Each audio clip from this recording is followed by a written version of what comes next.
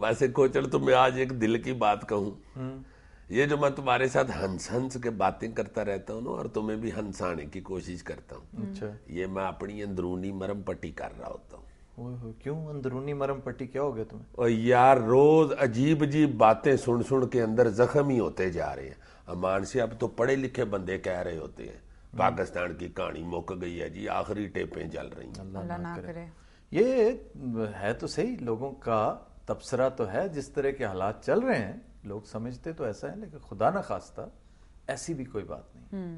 مطلب ہے کہ اس وقت پاکستان تاریخ کے بدترین دور سے گزر رہا ہے۔ اپنی 62 سالہ تاریخ کا جو مشکل ترین مقام جو تھا نا، جس ڈنجن میں سے اس وقت وہ گزر رہا ہے، یہ پہلے کبھی ایون 71 والا جو سانحہ تھا وہ بھی اتنا شدید نہیں تھا، اس میں کوئی شک نہیں۔ لیکن میں یہ بھی نہیں کہنا چاہتا کہ میں بالکل پر امید ہوں اور ہم نے امید کی بات کرنی ہے، ہم نے کینسر والے مریض کو بھی نہیں بتانا کہ تم مر رہے ہو، خدا نہ خواستہ ایسی دور دور تک کوئی بات نہیں۔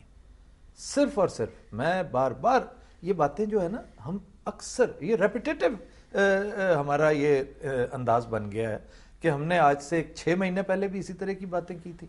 آپ کو یاد ہوگا جب پاکستان ٹوٹنے اور بلوچستان الگ ہونے کی باتیں ہو رہی تھی، مگر ایسی باتیں کرتے رہنا چاہیے یار، کو حوصلہ افزائی بھی کوئی چیز ہوتی ہے، کو مطمئن بھی ہو بندہ ذہنی طور پر۔ اور حوصلہ افزائی بھی اگر آپ کسی کو دے رہے ہیں، کسی کو امید فردہ اگر دے رہے ہیں، تو ساتھ بتانا پڑتا ہے کہ بھی کیوں، کس وجہ سے، کس برتے پر آپ کہہ رہے ہیں کہ پاکستان نہ ٹوٹے گا اور خدا نہ خواستہ نہ نیچے جائے گا، پاکستان نے اوپر جانا ہے۔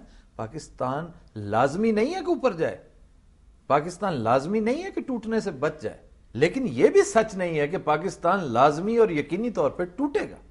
سوال ہی پیدا نہیں ہوتا۔ ابھی بھی آپ کے اختیار میں ہے، گیم ابھی بھی آپ کے ہاتھ میں ہے۔ آپ اس گیم کو، اس کھیل کو، یہ جو تقدیر نے ہمیں جس رستے پہ ڈال دیا ہے، ہماری کوتاہیوں اور نااہلیوں کی وجہ سے ہم جن رستوں پہ چل نکلے ہیں، ابھی بھی ہم ٹھیک ایگزٹ لے سکتے ہیں، حالات اتنے برے نہیں ہوئے۔ اور یہ جو تبصرے ہو رہے ہیں کہ ان حالوں میں ہمیں امریکیوں نے پہنچایا ہے، یہ بھی درست نہیں ہے۔ کوئی کسی کو ان حالوں میں نہیں پہنچا سکتا اگر اگلا خود تیار نہ بیٹھا ہو۔ بالکل، ہم خود تیار بیٹھے ہوتے کہ آؤ اور ہمیں برباد کرو، آؤ ہمیں استعمال کرو، ہمیں کموڈٹی ہیں، ایکسپینڈیبل کموڈٹی ہیں، ہمیں ٹیشو پیپر کی طرح استعمال کرو اور پھر پھینک دو۔ امریکہ سارے کا سارا برا نہیں ہے، ہر امریکی ڈک چینی نہیں ہے۔ جیسے پاکستان میں بھی مختلف طرح کے لوگ ہیں، امریکی بذات خود جو ہے نا، انہیں آپ کی بربادی اور آپ کی تباہی میں کوئی دلچسپی نہیں ہے، بلکہ پوری دنیا میں کہیں بھی، مطلب ان کی جو اکثریت ہے وہاں کی، اگر آپ اس وقت بھی دیکھیں نا، آج کا ڈس اپروول ریٹ جو ہے نا اس وار ان افغانستان، وہ 57% کو ٹچ کر رہا ہے۔ 57% of the Americans don't want this war to continue. 57% امریکی چاہتے ہیں کہ افغانستان سے فوجیں واپس بلائی جائیں۔ یہ آج ڈک چینی نے بڑا تابڑ توڑ حملہ کیا ہے اوباما کے اوپر، کہ اوباما کو تو پتہ ہی نہیں کیا کرنا ہے۔ اوباما تو ڈائریکشن لیس پریزیڈنٹ ہے، اس کے پاس تو کوئی ایجنڈا ہی نہیں ہے۔ جو کام ہم اتنی محنت سے ایک منطقی انجام کے قریب پہنچا چکے تھے، یہ بے وقوف جو ہے یہ اس کا بیڑا گرک کر رہا ہے، ستیہ ناش کر رہا ہے، اتنا سلو ہے۔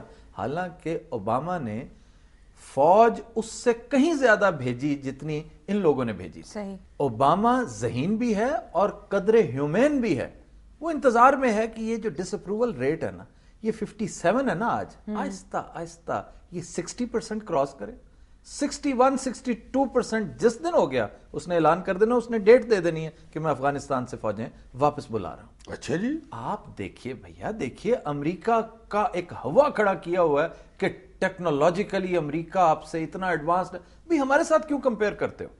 امریکہ ٹیکنالوجی کا شہنشاہ ہے، اوکے، ہمیں صرف یہ پتا ہے کہ امریکہ بری طرح ذلیل ہوا ہے عراق میں، اپنی تمام تر ٹیکنالوجیکل ایڈوانسمنٹ کے باوجود آج خوار و خستہ ہو کر عراق سے نکل رہا ہے۔ وہ آ گیا ہے اس سے 10 گنا زیادہ مشکل ٹیرین پہ، بھیڑوں کے چھتے میں ہاتھ دے دیا اس نے افغانستان میں پنگا لے کر۔ بالکل۔ تو آپ کیا سمجھتے ہیں کہ یہاں سے وہ سرخرو ہو کے نکلے گا؟ سوال نہیں پیدا وہ امریکہ جس کی معیشت آج رو بزوال ہے، وہ امریکہ جس کا محکمہ خزانہ اس وقت اجڑا ہوا ویران پڑا ہوا ہے، وہ افغانستان فتح کرے گا اس معیشت کے ساتھ، اس بدحالی کے ساتھ؟ امریکہ بیسیکلی، میں بار بار کہہ رہا ہوں، ایون امریکن اسٹیبلشمنٹ جو ہے نا، اس میں بھی اچھے لوگ موجود ہیں، برے لوگ موجود ہیں۔ ہاں ہاں، ڈیک چینی بھی ہیں اور ٹھیک چینی بھی ہیں۔ ہاں نہیں، اس میں مطلب یہ ہر جگہ ہوتا ہے، اکثریت وہاں پر میں سمجھتا ہوں بہتر لوگوں کی ہے۔ آپ کیا سمجھتے ہیں کل جس دن امریکہ نے اپنی فوجیں افغانستان سے نکالنی ہیں تو کیا انڈیا وہیں بیٹھا رہے گا جس کے 6 بریگیڈیئر، حاضر سروس بریگیڈیئرز سرحد کی دوسری طرف بیٹھے ہمارا وزیرستان آپریشن بڑے غور سے مانیٹر کر رہے ہیں، جنہوں نے پورا جاسوسی کا نیٹ ورک، ایک پورا جال بچھا رکھا ہے کندھار سے لے کر افغانستان کے ایک ایک کونے تک؟ کیا یہ وہیں بیٹھا رہے گا؟ اس کو بھی نکلنا پڑے گا۔ اور کیا آپ سمجھتے ہیں کہ جب یہ نکلا تو افغان بھول جائیں گے کہ انہوں نے کیا کیا ان کے ساتھ؟ سوال نہیں پیدا ہوتا۔ آج جو کچھ ہو رہا ہے، جو ظلم و ستم ان پر ڈھائے جا رہے ہیں، کیا انڈیا اس میں برابر کا ساتھی نہیں ہے؟ بالکل ہے۔ چنانچہ یہ سپل اوور کرے گا، اس وقت بڑا بھائی موجود نہیں ہوگا جس کے کندھے پہ سوار ہو کر آج انڈیا بدماشی کر رہا ہے نا، اس وقت یہ نہیں ہوگا۔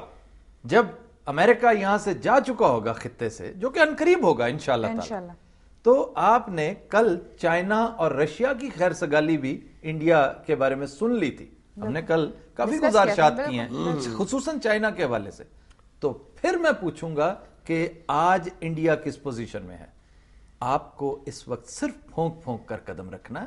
بخدا پاکستان اب بھی انڈیا سے بہتر پوزیشن میں، ہم نے تو اپنے آپ کو اس حساب سے جج کرنا ہے۔ اچھا یار، اچھے امریکیوں کو تو چھوڑ دو نا، ٹھیک، جو برے امریکی ہیں، جو ڈیک چینی نسل ہے، جو ادھر کی اسٹیبلشمنٹ کا حصہ بھی ہیں۔ اچھا، یعنی ہم 2 حصوں میں ڈیوائیڈ کر رہے ہیں، ڈیک چینیز اور نان ڈیک چینیز۔ ٹھیک چینیز۔ اچھا، ٹھیک چینیز۔ یہ جو ڈک چینیز ہیں، یہ پاکستان سے چاہتے کیا ہیں یار؟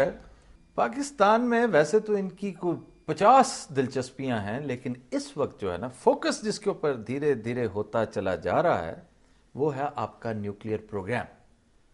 وہ کسی نہ کسی طرح نیوکلیئر پروگرام کی جوائنٹ کسٹڈی مانگتے ہیں کہ آپ دیکھیں نا، ہر دوسرے دن مسز کلنٹن فرما رہی ہوتی ہیں کہ جی پاکستان کا ان تمام حالات کے باوجود پاکستان کے ایٹمی اسلحے کو کوئی خطرہ نہیں ہے، وہ کہتی رہتی وہ ہے محفوظ ہے، پاکستان کا نیوکلیئر پروگرام محفوظ ہاتھوں میں ہے۔ تو اس کی سنتا کوئی نہیں ہوتا؟ نہیں، وہ یہ کیوں کہہ رہی ہیں بھائی؟ وائی؟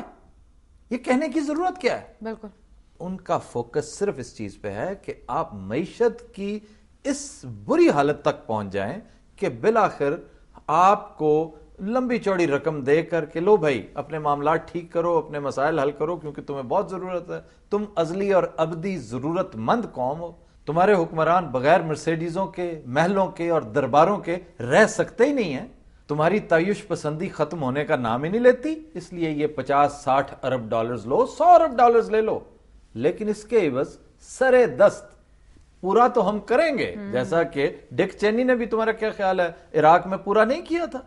امریکی گورنمنٹ کو اس کا فائدہ نہیں ہوا، امریکی قوم کو اس کا فائدہ نہیں ہوا، لیکن یاد رکھیے کہ عراق کی جو ایپیسوڈ تھی اس نے 10 خاندانوں کو یا کم از کم لیٹ سے 50 کمپنیوں کو انتہائی امیر کر دیا ہے۔ فی الحال جوائنٹ کسٹڈی میں دے دیں اپنا نیوکلیئر پروگرام۔